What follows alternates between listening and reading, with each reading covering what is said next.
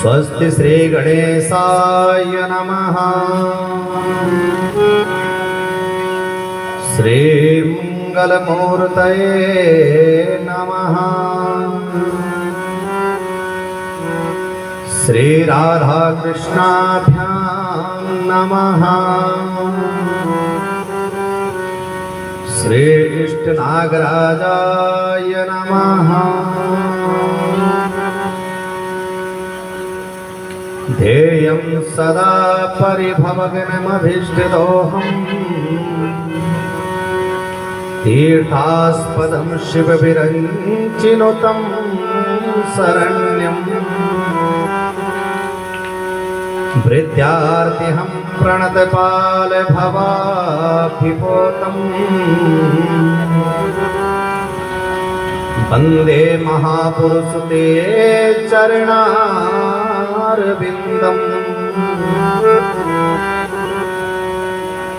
गोस्पदीकृतवारेशम् अस्येकृतराक्षसम् रामायण महामाला रत्नं वन्दे नीलात्मजम्। अंजनीनन्दनं वीरं जानकी शोकनाशनम् कपीशमक्षहन्तारं वन्दे लङ्का भयङ्करम्। उल्लङ्घ्य सिन्धो सलिलं सलीलम् या शोकवह्नि जनकात्मजाय आदाय तेनैव ददाह लङ्का। नमामि तं प्राञ्जलिरञ्जनेयम् मनोजवं मारुततुल्यवेगम्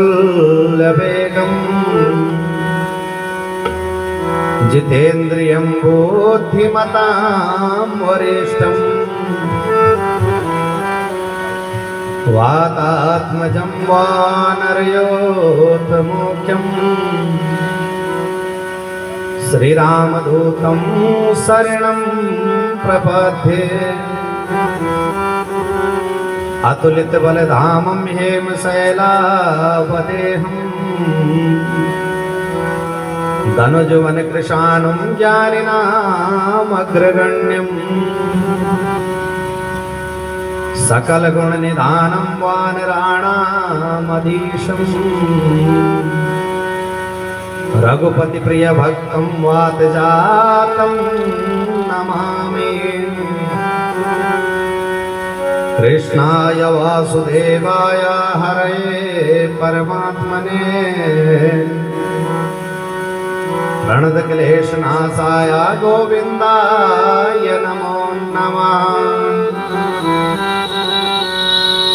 आइए हनुमंत विराजिए कथा कहूँ मति अनुसार प्रेम सहितासन धरो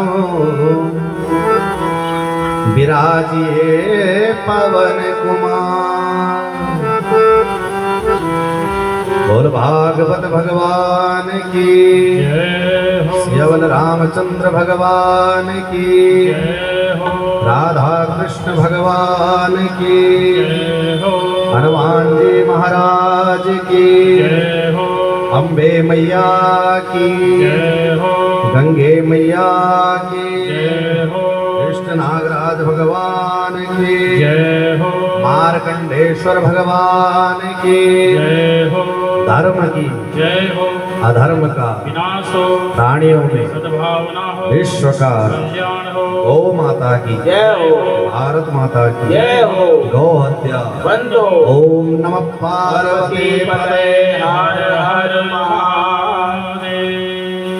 आइए कुछ क्षण हरिनाम संकीर्तन का सहारा लेते हुए अपनी वाणी को पवित्र करेंगे। सभी लोग प्रेम के साथ ताली वादन करेंगे। श्री कृष्ण गोविंद हरे मुरारी हे नाथ नारायण वासुदेवा श्री कृष्ण गोविंद हरे मुरारी हे नाथ नारायण वासुदेवा श्री कृष्ण गोविंद हरे मुरारी हे नाथ नारायण वासुदेवा कृष्ण गोविंद हरे मुरारी हे नाथ नारायण वासुदेवा हे नाथ नारायण वासुदेवा हे नाथ नारायण वासुदेवा हे नाथ नारायण वासुदेवा श्री कृष्ण गोविंद हरे मुरारी हे नाथ नारायण वासुदेवा श्री कृष्ण गोविंद हरे मुरारी हे नाथ नारायण वासुदेवा श्री कृष्ण गोविंद हरे मुरारी हे नाथ नारायण वासुदेवा श्री कृष्ण गोविंद हरे मुरारी हे नाथ नारायण वासुदेवा हे नाथ नारायण वासुदेवा हे नाथ नारायण वासुदेवा हे नाथ नारायण वासुदेवा हे नाथ नारायण वासुदेवा श्री कृष्ण गोविंद हरे मुरारी हे नाथ नारायण वासुदेवा श्री कृष्ण गोविंद हरे मुरारी हे नाथ नारायण वासुदेवा श्री कृष्ण गोविंद हरे मुरारी हे नाथ नारायण वासुदेवा श्री कृष्ण गोविंद हरे मुरारी हे नाथ नारायण वासुदेवा श्री कृष्ण गोविंद हरे मुरारी हे नाथ नारायण वासुदेवा श्री कृष्ण गोविंद हरे मुरारी हे नाथ नारायण वासुदेवा श्री कृष्ण गोविंद हरे मुरारी हे नाथ नारायण वासुदेवा श्री कृष्ण गोविंद हरे मुरारी हे नाथ नारायण वासुदेवा हे नाथ नारायण वासुदेवा हे नाथ नारायण वासुदेवा हे नाथ नारायण वासुदेवा बोलो बालकृष्ण लाल की जय हो परम मंगलमय प्रातः अखिलेश्वर अकारण करुणावरुणालय भक्त वांछा कल्पतरो खंडित विनिंदित पीतांबरधारी भगवान बालकृष्ण लाल की वांगमय प्रतिमूर्ति श्रीमद् भागवत महापुराण परम भूत भावन भगवान भोलेनाथ का परम सानिध्य इष्ट देवताओं की कृपा पितृ देवताओं का आशीर्वाद उपस्थित विप्र बंधु इस मंदिर के मुख्य पुजारी श्री महावीर प्रसाद नौटियाल जी, उनके अनुज श्री रोशन जी एवं आपके ही शहर के आचार्य श्री कृष्णा जी एवं मेरे संगीत के सहयोगी आचार्य मोहन जी, आचार्य प्रेम सागर जी एवं कल्याण के अभिलाषी प्रिय बंधुओं, भक्ति शक्ति स्वरूपा माताओं, भाग्योदयेन बहुजन्म समर्जितेन सत्संगमं चलवते पुरुषो यदा वै अज्ञान हेतु कृत मोह मदान्धकारम् ना संविदाय तदे उदयते विवेकः। व्यास जी महाराज कहते हैं कि जब हमारे कई जन्मों के, जन्म जन्मांतरों के, कल्प कल्पांतरों के, युग युगांतरों के भाग्य उदय होते हैं, पुण्य उदय होते हैं, तो ही हमें श्रीमद् भागवत की कथा जैसा दिव्य महारस प्राप्त होता है। ये कोई आसानी से नहीं मिल जाता है। ये नहीं है कि बस, इसके लिए अधिकारी बनना पड़ता है। और अधिकारी कौन बनाता है? भगवान, जिसके ऊपर भगवान विशेष कृपा करते हैं, जिसको समझते हैं कि ये सुन सकता है, इसके जीवन में भागवत उतर सकती है, उसी को ही भगवान जो है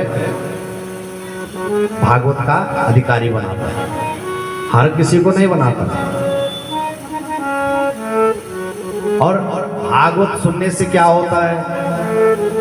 भागवत सुनने से सत्संग मम चलवते पुरुषो यदा वै, इस भागवत का सत्संग करने से परम पुरुष परमात्मा की प्राप्ति हो जाती है, जो सत्य स्वरूप है, जो त्रिकालाबाधित सत्य है, तीनों काल में जो सत्य रहने वाला है। जब हम थे तब भी वो है, जब हम नहीं थे तब भी वो है। तो ये हर क्षण हर समय रहने वाला जो सत्य है उसको कहते हैं परमात्मा। और उस परमात्मा की कथा सुनने से क्या होता है? उदयते विवेका, विवेक ज्ञान जो बिल्कुल नष्ट हो चुका है वो दोबारा प्रारंभ हो जाता है, जीवन में प्रविष्ट हो जाता है। और भागवत सुनने से तो भक्ति ज्ञान वैराग्य तीनों ही प्राप्त हो जाते हैं। और भागवत जो सुनता है, मन से सुनता है, भाव समर्पित होकर के सुनता है, तो उसके भाग्य भी खुल जाते हैं, उसको ज्ञान भी होता है, उसको वैराग्य भी होता है। समस्त प्रकार के सुखों को देने वाली है ये भागवत, ये कोई साधारण भागवत नहीं है। श्रीमद् भागवता ख्योयम प्रत्यक्ष कृष्ण एव ही, ये श्रीमद् भागवत जो है भगवान कृष्ण ही साक्षात शब्द स्वरूप में विराजमान है। मूर्तियां होती है ना भगवान की, कई प्रकार की मूर्तियां होती हैं। शैली दारू मई लोही, लकड़ी की मूर्ति, पत्थर की मूर्ति, पीतल की मूर्ति, मिट्टी की मूर्ति, अनेकों प्रकार की मूर्तियां हैं भगवान। परंतु ये जो भागवत है ये शब्दमयी मूर्ति है। इसका जो शब्द है, इसका जो कथन है, ये जो कह रहा है, ये भागवत जो कह रही है उसका अनुसरण करना है, ये शब्दमयी मूर्ति है। जैसे गुरुद्वारे में है ना वाणी, सिख वाणी है जो गुरुवाणी, तो उसमें गुरु गोविंद सिंह जी ने क्या लिखा हुआ है कि आज के बाद इसी वाणी को गुरु मानना। वैसे ये भागवत भी है, ये हमारे जो पुराण है, धर्म ग्रंथ है, इनकी वाणी है, ये प्रत्यक्ष ही वाणी भगवान की है। ये किसी की ये नहीं है कि किसी ने लिखी होगी या किसी ने लिखवाई होगी, ये तो व्यास जी महाराज ने वही लिखा है जो भगवान कृष्ण ने बोला, ये वही लिखा हुआ है, अन्य कुछ नहीं है। तो ये भागवत जो है परम भाग्यशाली लोगों को ही मिलती है, और आप सब भाग्यशाली हैं जो आप यहाँ पर श्रीमद् भागवत की कथा सुन रहे हो। और आज दूसरा दिन है, आइए श्रीमद् भागवत के दिव्य महामहोत्सव में चलें। कल आप महात्म्य की कथा सुन रहे थे कि किस प्रकार से भक्ति ज्ञान वैराग्य का उद्धार करने के लिए नारद जी महाराज ने उद्योग किया। क्योंकि आकाशवाणी ने कहा था कि हे नारद जी सत्कर्म करो, और सत्कर्म सूचको नूनम ज्ञान यज्ञ स्मृतो बुधो। सनत कुमारों ने कहा था कि नारद जी वो सत्कर्म और कुछ नहीं, वो ज्ञान यज्ञ है। वो ज्ञान यज्ञ क्या है? बोले वो श्रीमद् भागवत की जो कथा है वो जब आप भक्ति ज्ञान वैराग्य के निमित्त करवाओगे तो उनका समस्त दुख जो है दूर हो जाएगा। तब नारद जी ने हरिद्वार की गंगा जी के तट पर श्रीमद् भागवत की कथा कही, और वहां पर भक्ति ज्ञान वैराग्य के साथ समस्त श्रोता समुदाय भगवान के उस महामहोत्सव में सम्मिलित हुए। फिर नारद जी ने पूछा संत कुमारों से कि महाराज भक्ति ज्ञान वैराग्य का तो उद्धार हो सकता है, पर क्या किसी पापी का भी उद्धार हुआ? तब सनत कुमारों ने आत्मदेव नाम के ब्राह्मण की कथा सुनाई कि उसके घर में कोई पुत्र नहीं था, तो तब एक संत ने प्रसाद रूप में एक फल दिया था, परंतु उस फल को उसकी पत्नी ने नहीं खाया और वो अपनी गाय को खिला दिया, और उसकी पत्नी ने अपनी बहन का पुत्र अपने घर में लाया और उसका नाम रखा धुंधकारी, और जो गाय का पुत्र था उसका नाम था गोकर। यहाँ तक आपने कल सुनी। अब इससे आगे का प्रसंग सुने कि कियत कालेन तो जातो तरुणो तनया विति गोकर्णः पंडितो ज्ञानी धुंधकारी महाखल। बोले समय बीतता गया, दोनों बालक बड़े होते गए और दोनों ने ख्याति भी प्राप्त करी। एक तो विख्यात हुए और एक कुख्यात। गोकर्ण जी जितने महान विद्वान होते गए, धुंधकारी उतना ही दुष्ट होता चला गया। उसने इतनी दुष्टता करी कि एक दिन तो आत्मदेव बेचारे जो है एक कोने में बैठ करके रोने लगे कि ये क्या हो गया, ऐसा पुत्र तो मैंने मांगा ही नहीं था। अब देखो, जब पुत्र नहीं था तब भी रो रहे थे जंगल में। कल आपने सुना था कि एक संत आया, संत को कहा कि मुझे पुत्र चाहिए। संत ने समझाया भी कि मुंचा ज्ञानम प्रजा रूपम बलिष्ठा कर्मणो गति। कि अरे ब्राह्मण, ये मुंच, ये तुच्छ ज्ञान है, इसको छोड़। जो कर्म की गति है वो बड़ी बलवती है। तू पुत्र पुत्र की कामना जो लेके चल रहा है इसको त्याग दे। पर आत्मदेव नहीं माना, तो नहीं माना। संत ने समझाया भी था कि भाई चलो, कृपा प्रसाद रूप में एक फल भी दे दिया, पर आत्मदेव ने वो फल अपनी पत्नी को नहीं खिलाया। उसको दिया कि खा लेना, पर पत्नी ने क्या किया, वो फल गाय को खिला दिया। तो संत ने कृपा भी कर दी है, परंतु तुम उस कृपा का जो फल है वो लेना नहीं चाह रहे हो। तो धुंधकारी की समस्या आत्मदेव के घर में उत्पन्न हो गई। अब आत्मदेव अपने बेटे धुंधकारी के दुष्कर्मों से इतना दुखी हुआ कि रोने लगा। क्या करूं, कहां जाऊं, कहां बैठूं, इससे अच्छा तो मर जाना ही ठीक। उसी समय जो गाय का पुत्र गोकर्ण था वो आया। उसने देखा कि पिताजी रो रहे हैं। पूछा, महाराज क्या बात है, क्यों रो रहे हो? तो आत्मदेव जी ने कहा कि अरे गोकर्ण, देख ये तेरा भाई जो धुंधकारी है, इसके दुष्कर्मों से मैं इतना दुखी हो चुका हूं कि ये आए दिन मुझ ब्राह्मण का जो घर है वो नरक बना दिया। शराब पी रहा है, मांस खा रहा है, दुष्कर्म कर रहा है, जुआ खेल रहा है, घर का जितना भी धन है सब इसने बाहर ले गया। तब गोकर्ण जी समझाते हैं कि पिता रो मत, दुख मत करो, क्योंकि इस संसार में कोई भी सुखी नहीं है। कि नचेन्द्रस्य सुखम किंचिन ना सुखम चक्रवर्तिना सुखमस्ति विरक्तस्य मुनरेकांत जीविना। हे पिता, इस संसार में कौन सुखी है? कौन कह सकता है कि मैं सुखी हूं? है कोई ऐसा? आप कह सकते हो कि मैं सुखी हूं? कोई भी नहीं कह सकता, क्योंकि इस संसार में तो दुखी दुख भरे हुए हैं। और जिसको हम सुख मान रहे हैं वो सुख नहीं, वो दुख है। क्योंकि भगवान ने इस संसार में एक बोर्ड टांग रखा है कि दुखालयम शाश्वतम, दुखों का घर। क्या है? दुखों का घर। यहाँ सुख जिसको हम सुख बोल रहे हो वो सुख नहीं है, वो दुख है। तब गोकर्ण जी समझाते हैं कि सुनो, जो इंद्र है देवताओं का राजा, वो भी सुखी नहीं है। जो चक्रवर्ती सम्राट है वो भी सुखी नहीं है। कि गरीब कहे धनवान सुखी, धनवान कहे सुख राज को भारी, राज कहे महाराज सुखी, महाराज कहे सुख इंद्र को भारी। इंद्र कहे सुख चक्रवर्ती को, चक्रवर्ती कहे सुख ब्रह्म को भारी। राम भगत बिना सब जीव दुखारी। बोलो राधे राधे।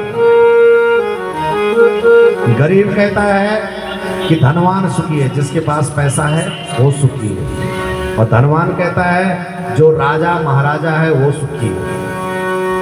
महाराजा कहता है कि भाई जो इंद्र है देवताओं का राजा वो सुखी है।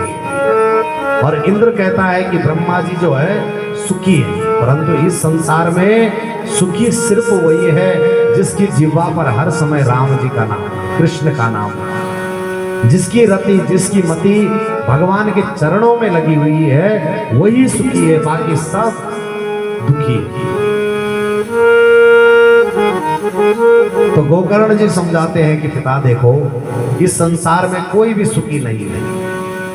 और यदि तुम्हें स्वकल्याण अपना कल्याण करवाना है तो ये जो प्रपंच है ये सब छोड़ो। ये बेटा मेरा, ये बेटी मेरी, ये परिवार, वो ये सब अनित्य संबंध है। शरीर के साथ बनते हैं और शरीर के साथ ही समाप्त हो जाते हैं। एक राजा था चित्रकेतु, उसकी 1000 रानियां थी पर संतान किसी के भी नहीं थी। एक दिन राजा अपने गुरु कुल पुरोहित उनके सामने रोने लगा और कहा, महाराज इतने मैंने विवाह कर दिए, इतनी रानियां हो चुकी है, परंतु अभी तक एक भी संतान नहीं है, तो बताओ मेरे बाद इस राजपाट को कौन संभालेगा? कौन देखेगा इस राजकाज को? कौन देखेगा इस राजकाज को? तब कुल पुरोहित ने कहा कि राजन तो 1000 नहीं 1,00,000 विवाह कर ले तब भी तेरे संतान के योग नहीं है। तो राजा चित्रकेतु ने कहा कि हे महाराज, आप कुल पुरोहित हैं, गुरु हैं, और गुरु चाहे तो विधाता की लेख को भी बदल दे। और देखो मेरा ये कुल आगे नहीं बढ़ेगा तो आपकी भी प्रतिष्ठा समाप्त हो जाएगी। कोई भी गुरु पर कोई विश्वास नहीं करेगा। अब आप कोई उपाय करो कि मेरा ये जो कुल है ये आगे बढ़े। तब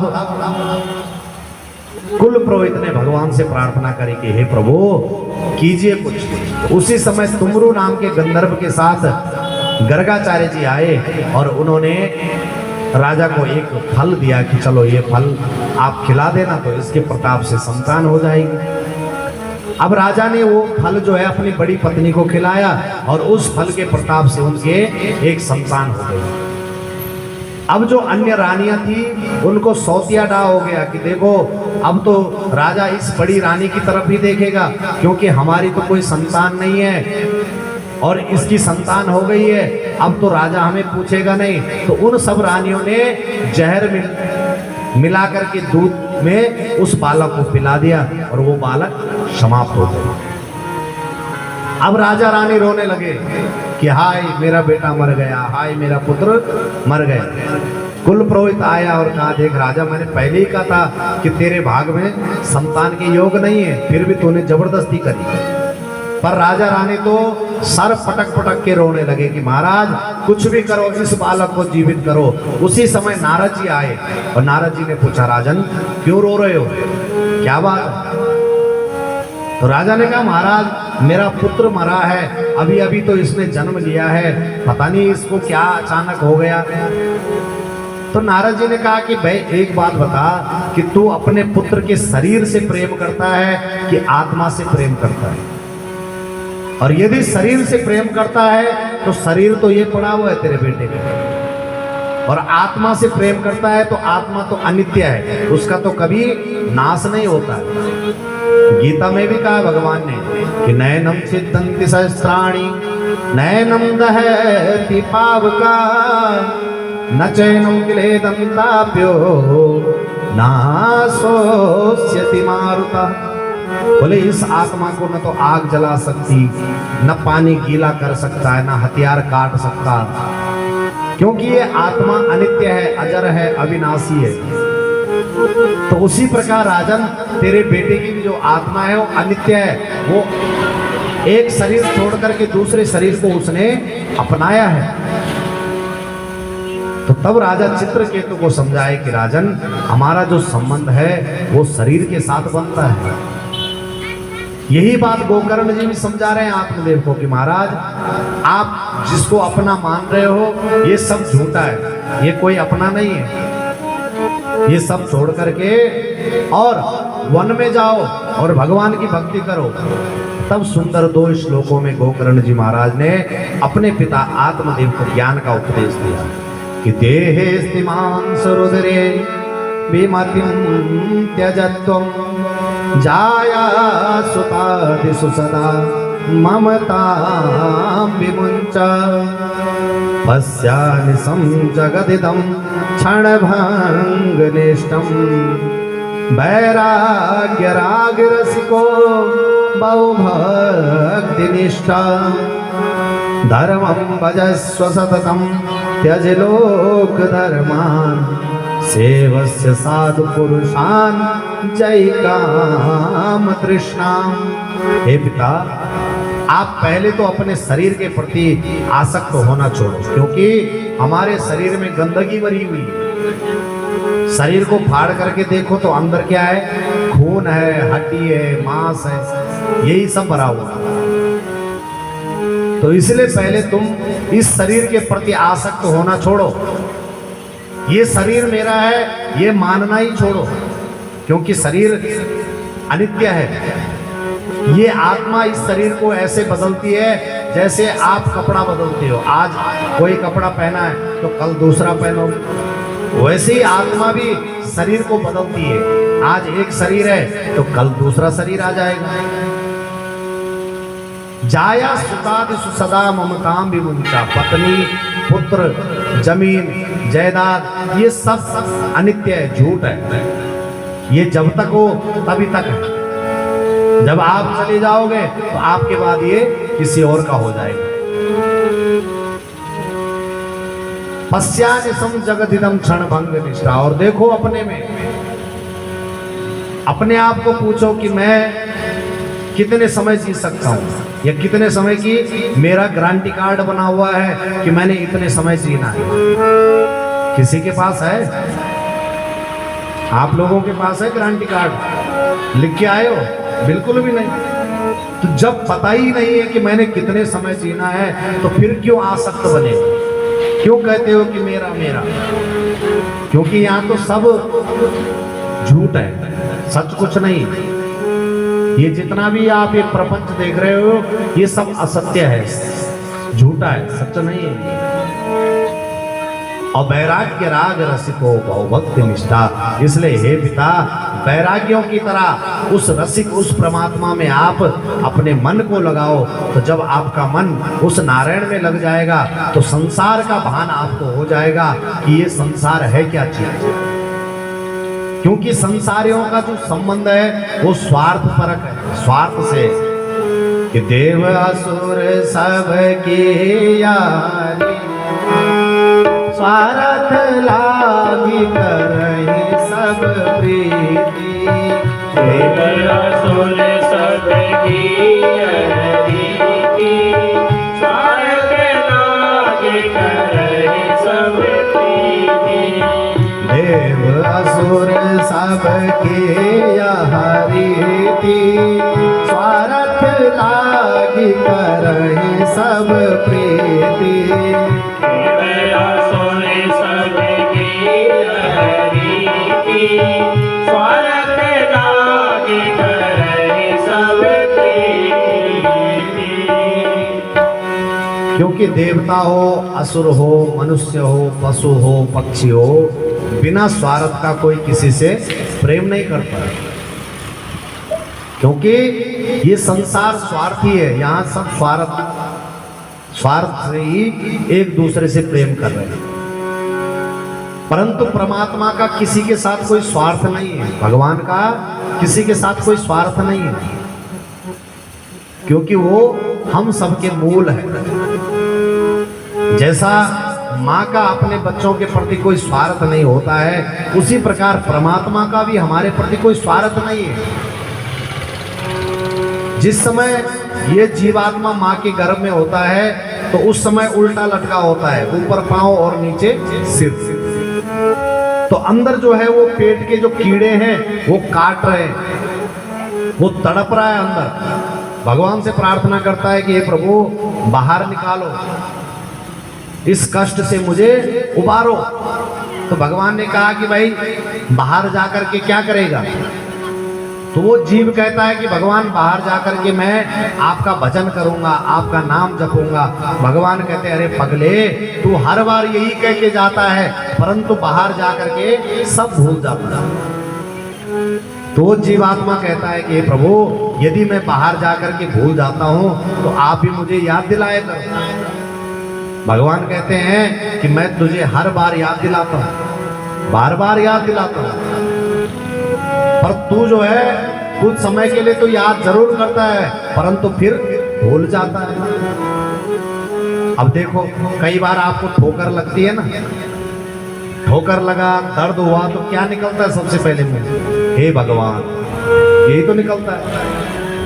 उस परमात्मा की कोई सत्ता है, उसके बारे में आपको पता है, जान रहे हो कि भगवान है। कोई दुख आता है आपके जीवन में, क्या कहते हो? हे भगवान मेरे जीवन में दुख क्यों आया? ये तो कहते हो ना। और चलो ये तो आम बात है कि बार बार आप भगवान को पुकारते हो, पर भगवान कहते हैं कि देख मैं 4 बार तुझे ऑर्डर भी देता हूं, 4 ऑर्डर भेजता हूं तेरे पास, अपनी सत्ता के बारे में तुझे अनुभव कराता हूं कि देख मेरा भी कोई स्वरूप है। पहला ऑर्डर क्या है? बाल सफेद हो जाते हैं, ये पहला ऑर्डर है मौत का। भगवान कहते हैं कि देख भाई अब बाल सफेद हो गए हैं, अब भजन पूजन शुरू कर ले, मेरा नाम जप ले, क्योंकि मेरा नाम जपे बिना तेरा कोई उद्धार नहीं होने वाला। मैं तो जपूं सदा तेरा नाम, दयालु दया करो, सदा तेरा नाम दयालु दया करो। मैं तो जपूं सदा तेरा नाम, दयालु दया करो, मैं तो जपो सदा तेरा नाम दयालु दया करो। दयालु दया करो, दयालु दया करो, कृपालु कृपा करो, कृपालु कृपा करो। मैं तो जपूं सदा तेरा नाम, दयालु दया करो, मैं तो जपो सदा तेरा नाम दयालु दया करो। मैं तो जपो सदा तेरा नाम दयालु दया करो। मैं तो जपूं सदा तेरा नाम, दयालु दया करो। मैं तो जपो सदा तेरा नाम दयालु दया करो। जय हो। सभी लोग प्रेम के साथ ताली वादन करें, भाव के साथ साथ जय हो।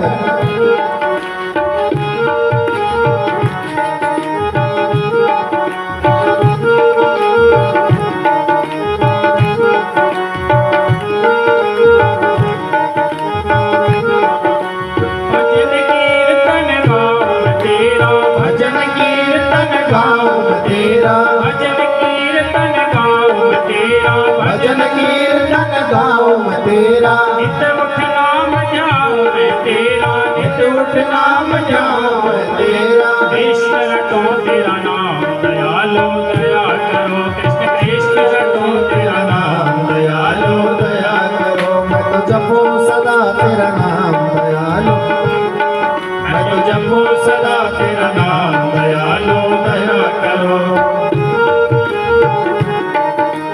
जय हो।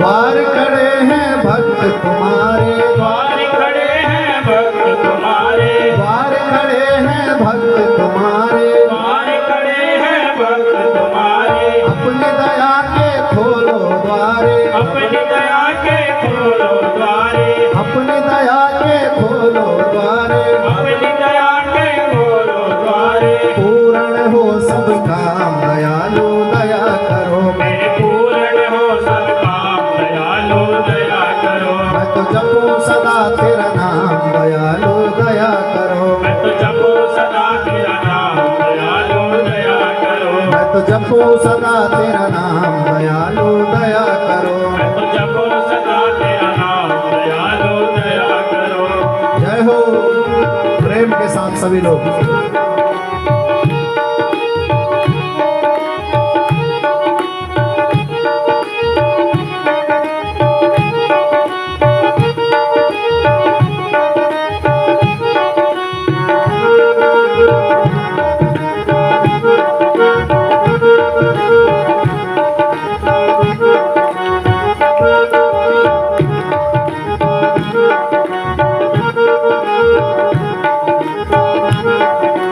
साधु संत की संगत देना, साधु संत की संगत देना, साधु संत की संगत देना, साधु संत की संगत देना, नाम अपने की रंगत देना, नाम अपने की रंगत देना, नाम अपने की रंगत देना, नाम अपने की रंगत देना, पहुँचा दो निज धाम दयालु दया करो। पहुँचा दो निज धाम दयालु दया करो। मैं तो जपूं सदा तेरा नाम दयालु दया करो। मैं तो जपो सदा तेरा नाम दयालु दया करो। मैं तो जपूं सदा तेरा नाम दयालु दया करो। मैं तो जपो सदा तेरा नाम दयालु दया करो। जय हो। हाथ खड़े करके ताली वादन करें प्रेम के साथ। बोलो राधा रमण बिहारी लाल की जय।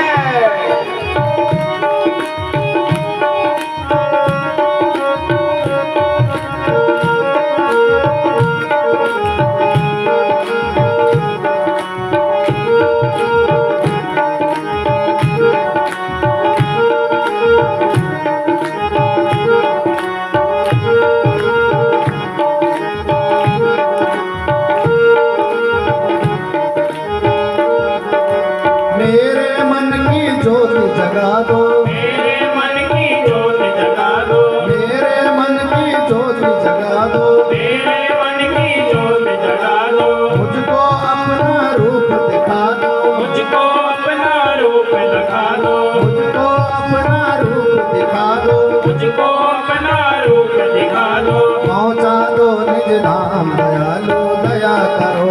पहुँचा दो निज धाम दयालु दया करो। मैं तो जपूं सदा तेरा नाम दयालु दया करो। मैं तो जपो सदा तेरा नाम दयालु दया करो। मैं तो जपूं सदा तेरा नाम दयालु दया करो। मैं तो जपो सदा तेरा नाम दयालु दया करो। जपूं सदा तेरा नाम दयालु दया करो। मैं तो जपो सदा तेरा नाम दयालु दया करो। मैं तो जपूं सदा तेरा नाम दयालु दया करो। मैं तो जपो सदा तेरा नाम दयालु दया करो। मैं तो जपूं सदा तेरा नाम दयालु दया करो। मैं तो जपो सदा तेरा नाम दयालु दया करो। मैं तो जपूं सदा तेरा नाम दयालु दया करो। मैं तो जपो सदा तेरा नाम दयालु दया करो। बोल भक्त वत्सल भगवान की जय हो।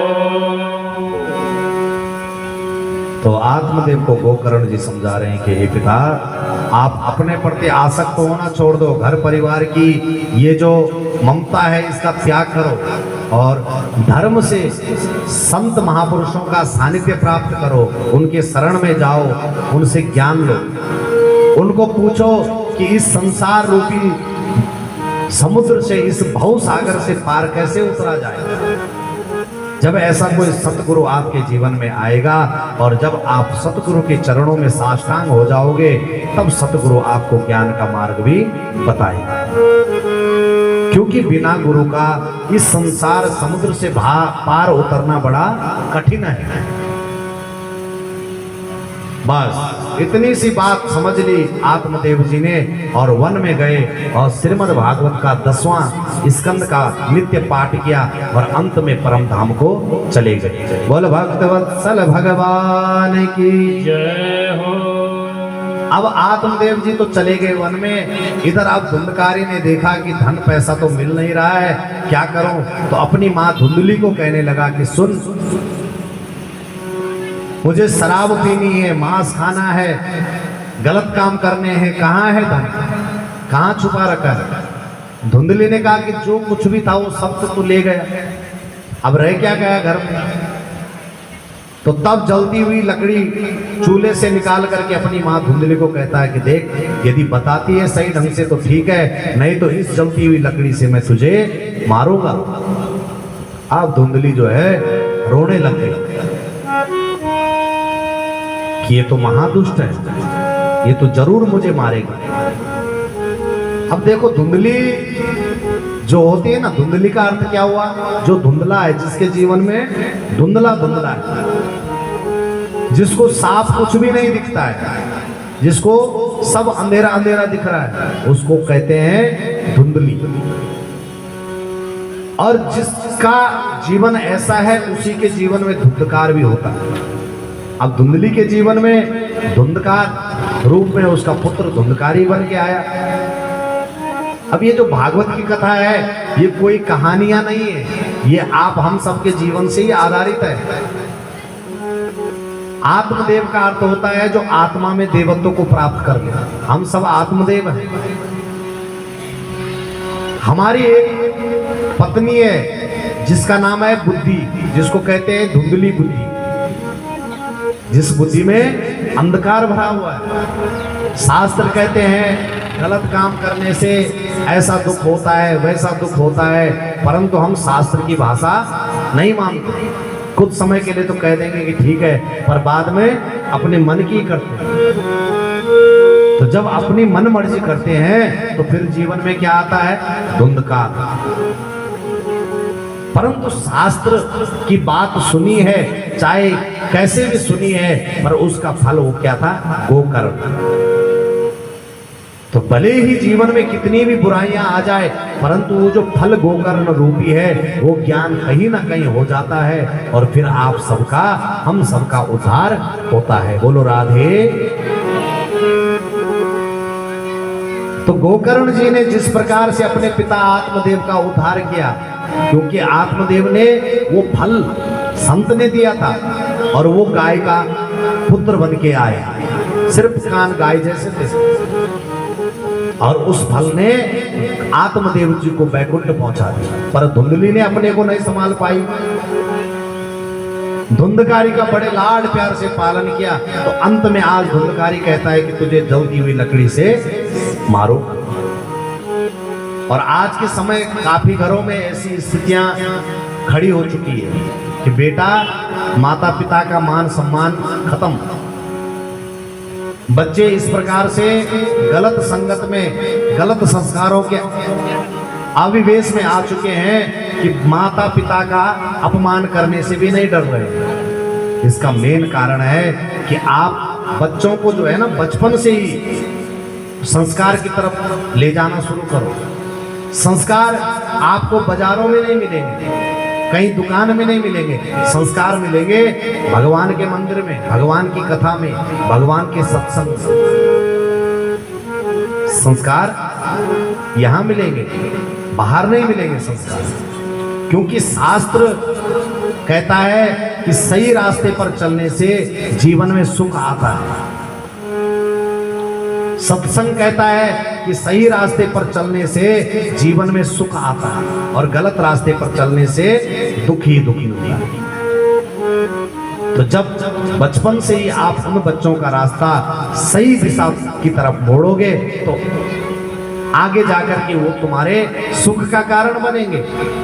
पर बचपन में ही तुमने उनको संस्कारों की तरफ तो क्या ले जाना, उनको दुष्प्रवृत्तियों की तरफ जो है धकेल दिया। और आजकल तो ये जो फोन है ये बच्चों को ज्यादा बिगाड़ भी दे रहे हैं। सावधानी से बच्चों को फोन देना चाहिए, क्योंकि फोन पे कई प्रकार की चीजें आ रही है और आजकल के बच्चे उसी में चिपके हुए हैं 24 घंटे। तो देखो, नजर रखो बच्चों पर कि क्या देख रहा है बच्चा। अगर सही चीज देख रहा है तो कोई बात नहीं, पर गलत चीज देख रहा है तो बच्चों को डांटो, क्योंकि इसी समय अगर आपने बच्चे का सही ढंग से वो कर दिया तो आगे जाके वो बच्चा अच्छा बनेगा। और क्योंकि प्रथम सीढ़ी क्या है, यही है। और पहली सीढ़ी की गुरु कौन है, माँ है। और माँ का परम कर्तव्य होता है कि बच्चों को सही दिशा में ले जाए। और सही दिशा नहीं ले जाओगे तो फिर धुंधली के जैसे भागना पड़ेगा घर से। तो धुंधकारी ने जब ये कहा कि तुझे मैं जलती हुई लकड़ी से मारूंगा, तो धुंधली उठ के गई रात को और एक अंध कुएं में जाकर के समाप्त हो गई, अपने आप को खत्म कर दिया। अब माता भी चली गई, पिता भी चले गए।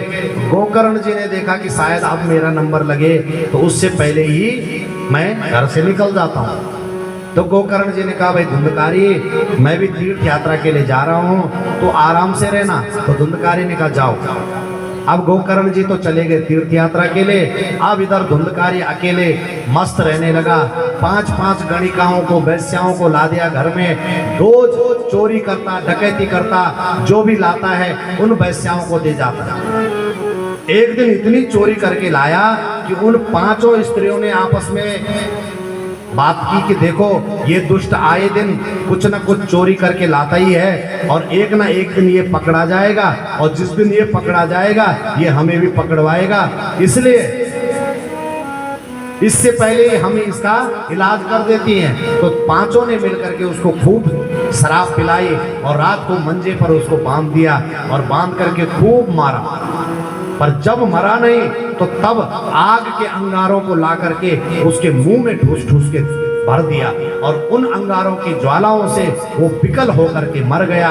और उन 5 वैश्याओं ने वहीं पर गड्ढा खोद दिया और वहीं उसको गाड़ दिया। और वो 5 सारा धन लेकर के चली गई।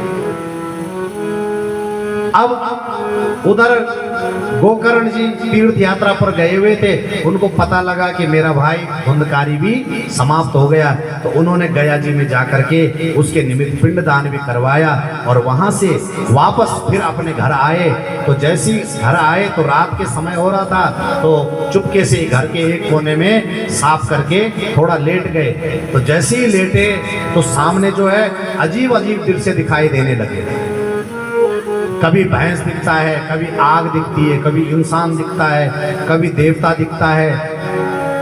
अब गोकर्ण जी कुछ क्षण के लिए ठहर गए कि ये हो क्या रहा है, आखिर कौन है। परंतु गोकर्ण जी महाज्ञानी थे, परम तपस्वी थे। उन्होंने हाथ में जल लिया और जल लेकर के उसको अभिमंत्रित किया, और जो आत्मा सामने थी उसके ऊपर छींटा मारा। और जैसे ही उसके ऊपर जल का छींटा मारा तो वो आत्मा जो है बोलने लगी, रोने लगी। तो गोकर्ण जी ने कहा कि कौन हो आप। तब वो आत्मा बोली कि अहम भ्राता त्वदीयोऽस्मि धुंधकारीति नामता स्वकीयेन विदोषेण ब्रह्मत्यं नासितं मया। हे भैया, मैं आपका ही भाई धुंधकारी हूं। मैं अपने कर्मों से ही निकृष्ट हो चुका हूं। मैंने ब्राह्मण के कुल में जन्म लेकर के भी निकृष्ट कर्म किए हैं, जिसके कारण मैं आज महाप्रेत बन के भटक रहा हूं। मुझे भूख लगती है तो खाना नहीं खा सकता, प्यास लगती तो पानी नहीं पी सकता। हे भाई, कुछ मेरे उद्धार का उपाय करिए। तो गोकर्ण जी ने कहा कि भाई धुंधकारी, मैंने तो तेरे लिए गया जी में भी पिंडदान किया है, फिर तुम महाप्रेत बन के क्यों भटक रहा है। धुंधकारी ने कहा कि गया श्राद्ध सतेना फिर मुक्तिर ना भविष्यति, कि गया जी में एक नहीं 100 पिंड श्राद्ध भी करोगे तब भी मेरी मुक्ति नहीं होगी, क्योंकि मैं कोई छोटा मोटा प्रेत नहीं हूं, उच्च कोटि का हूं, महाप्रेत हूं। क्योंकि मैंने इतने दुष्कर्म किए, इतने दारिद्र कर्म किए कि जिनके कारण मेरा उद्धार आसानी से नहीं हो सकता। तो गोकर्ण जी ने कहा कि फिर क्या करें? तो धुंधकारी ने कहा महाराज मैं आपको क्या बता सकता हूं, आप जैसे महाज्ञानी जिसका भाई हो और उसका भाई प्रेत बन के भटके, महाराज ये बड़े दुख की बात है। आप जैसा महापुरुष महाज्ञानी ही मेरे उद्धार का कोई रास्ता बता सकता है। तब गोकर्ण जी ने कहा कि भाई धुंधकारी, इस समय तुम अपने स्थान पर जाओ, मैं कुछ उपाय तुम्हारे लिए देखता हूँ। तब अगले दिन गोकर्ण जी ने समस्त गांव के लोगों से चर्चा करी, रात के विषय में बताया। तो सब लोगों ने कहा कि गोकर्ण जी देखो, आप तो महाज्ञानी हैं, जब आपको ही नहीं मालूम तो हम कैसे बता सकते हैं। परंतु गोकर्ण जी महाज्ञानी थे, परम तपस्वी थे, तो उन्होंने भगवान सूर्य नारायण से पूछा कि तुभ्यम नमो साक्षिन् ब्रूहि मे मुक्ति हेतुकम्।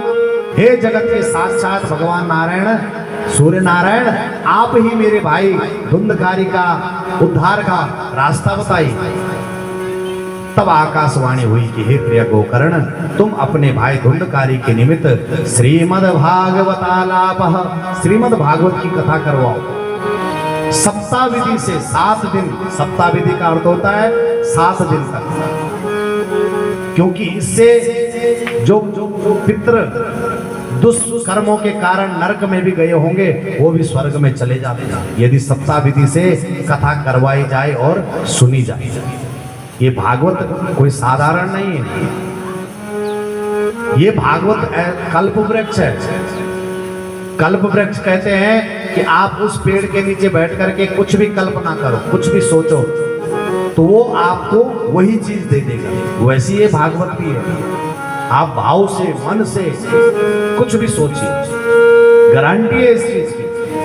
आपके और हमारी कोई गारंटी नहीं शरीर की, परंतु भागवत के बल पे हम गारंटी दे सकते हैं कि आप सच्चे मन से, सच्चे भाव से भगवान से बोल करके तो देखो। और जब आप भगवान से बोल करके सच्चे मन से, भाव से बोलोगे तो भगवान जरूर वो कामना पूर्ण करेगा। और ये भागवत तो साक्षात भगवान श्री कृष्ण का ही स्वरूप है। तो तब आकाशवाणी ने कहा कि हे गोकर्ण, तुम अपने भाई के निमित्त श्रीमद् भागवत की सप्ताह विधि के द्वारा जो है कथा पारायण करो तो तुम्हारे भाई का उद्धार होगा। तब गोकर्ण जी महाराज ने श्रीमद् भागवत की सप्ताह विधि द्वारा जो है कथा करी और समस्त नगरवासियों को, दूर दूर तक लोगों को निमंत्रण दिया। जब सब लोगों ने सुना कि वहां भागवत हो रही है तो सब लोग दौड़े दौड़े आए, अड़ोसी पड़ोसी सबको बुला बुला के लाए। और यहाँ पे कितने लोग हैं जो अड़ोसी पड़ोसी को बुला के लाए? हाथ खड़े करो। कोई भी नहीं लाए? लाए हो? कल से और भी लाना, क्योंकि आप तो कर ही रहे हो पुण्य, पर आपके द्वारा दूसरा यदि पुण्य करता है तो उसका फल भी आपको मिलता है। बोलो राधे। तो इसलिए स्वयं का भी कल्याण करना है और दूसरे का भी कल्याण करवाना है, ये भावना जीवन में होनी चाहिए। और जिसके जीवन में ऐसी भावना होती है, भगवान उसका स्वयं भार वहन करते हैं, भगवान आगे आगे चलते हैं उसके जीवन में। आइए सभी लोग प्रेम के साथ एक पाना है कर प्रभु को, पाना है कर प्रभु को, तो प्यार से मिलेगा। पाना है कर प्रभु, पाना है कर प्रभु को, तो प्यार से मिलेगा। पाना है कर प्रभु को, तो प्यार से मिलेगा।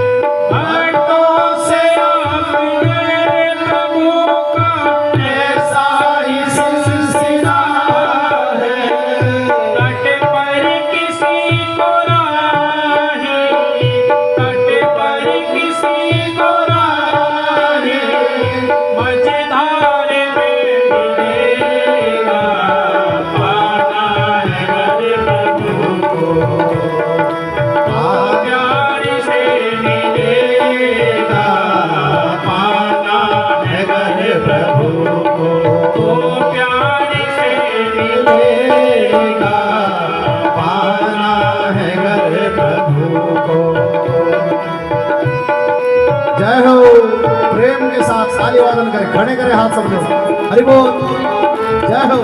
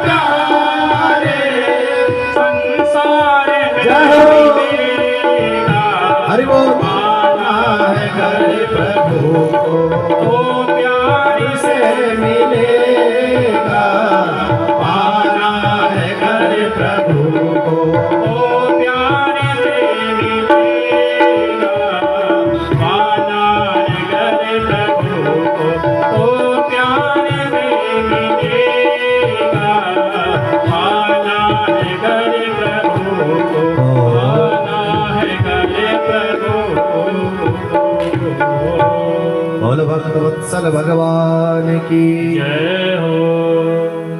तब आकाशवाणी ने कहा कि हे गोकर्ण जी महाराज, आप अपने भाई धुंधकारी के निमित्त श्रीमद् भागवत की कथा करो। और तब गोकर्ण जी महाराज ने 7 दिवस की श्रीमद् भागवत की दिव्य महाकथा का आयोजन करवाया। और जिस स्थान पर कथा का मंडप बना हुआ था वही पास में एक 7 गांठ का एक बांस का पेड़ था। और जो धुंधकारी था वो प्रेत रूप में था, भूत के रूप में। और भूत का जो रूप होता है वो हवा का रूप होता है, शरीर नहीं होता। अब उसके लिए आसन तो लगाया पर वो आसन में बैठ नहीं सकता क्योंकि हवा उड़ा के ले जाएगा। तो वो जो 7 गांठ का जो बांस था, धुंधकारी जाकर के उस बांस के एक गांठ में बैठ गया। और जैसे पहले दिन की कथा हुई तो पहली गांठ चटक गई और एवं सप्त दिन सेवा सप्त ग्रंथि विवेदनम, और 7 दिन की कथा के बाद बांस पूरा फट गया और उससे एक दिव्य महापुरुष प्रकट हो गया कि दिव्य रूप धरो जातो तुलसी धाम मंडिता। एक दिव्य रूप धारण करके एक महापुरुष उसमें से प्रकट हुआ और आकर के गोकर्ण जी के सामने प्रणाम किया। गोकर्ण जी ने कहा कि कौन है आप? तब धुंधकारी ने कहा कि हे भाई, मैं आपका वही भाई धुंधकारी हूं जो अपने दुष्कर्म के कारण प्रेत योनि में चला गया था, और आज आपने मेरे निमित्त ये श्रीमद् भागवत की जो कथा करवाई है इसके द्वारा मेरा उद्धार हो चुका है और अब मैं भगवान के धाम को जाऊंगा। बोल भक्त वत्सल भगवान की जय हो। तो गोकर्ण जी भी अचंभित रह गए। उसी समय भगवान के पार्षद विमान लेकर के आए और कहा भाई धुंधकारी चलो। तो गोकर्ण जी ने रोका कि रुकिए महाराज, यहाँ एक धुंधकारी ने कथा नहीं सुनी, इतने सब लोगों ने कथा सुनी है, फिर तुम सबके लिए विमान क्यों नहीं लेके आए? तो देव पार्षदों ने कहा कि हे गोकर्ण जी, कथा तो सबने सुनी है परंतु धुंधकारी ने जैसे सुनी है वैसे किसी ने नहीं सुनी। क्यों?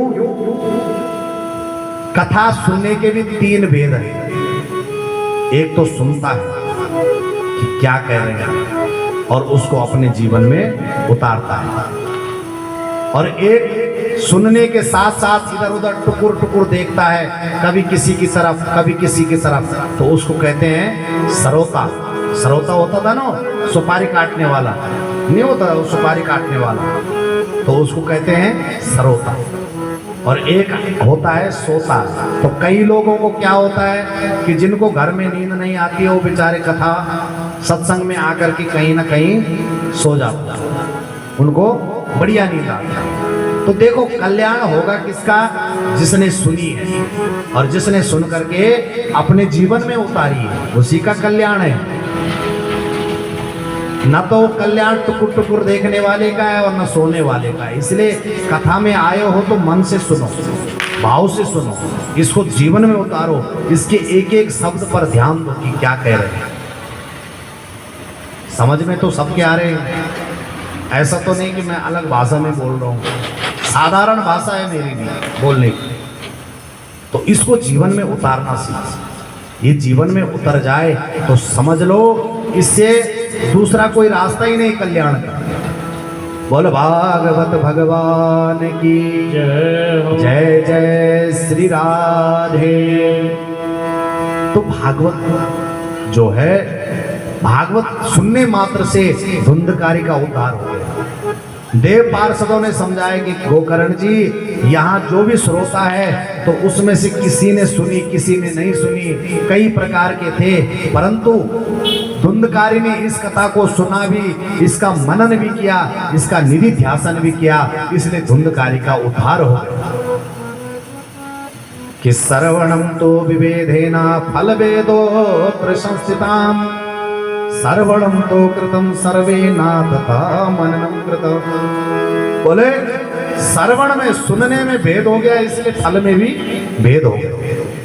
क्योंकि धुंधकारी ने उस कथा को सुना, रात भर उस कथा के प्रति सचेत रहा, सोचता रहा कि देखो किस प्रकार से इस कथा में कहा गया है कि अपना उद्धार करना है तो भगवान की शरणागति ग्रहण करो। शास्त्र ये नहीं कहता है कि अपना सब काम छोड़ करके भगवान को पकड़ लो, नहीं, भगवान को तो तुम किसी भी स्थिति में भज लो, खाते पीते चलते बैठते उठते सोते जागते हर समय। श्री कृष्ण गोविंद हरे मुरारी हे नाथ हो जा।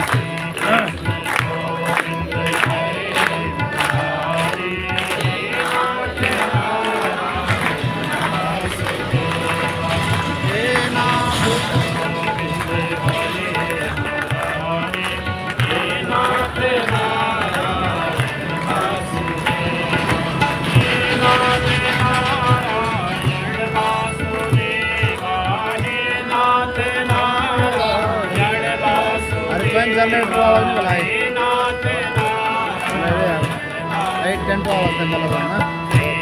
Sweet area. स्वीट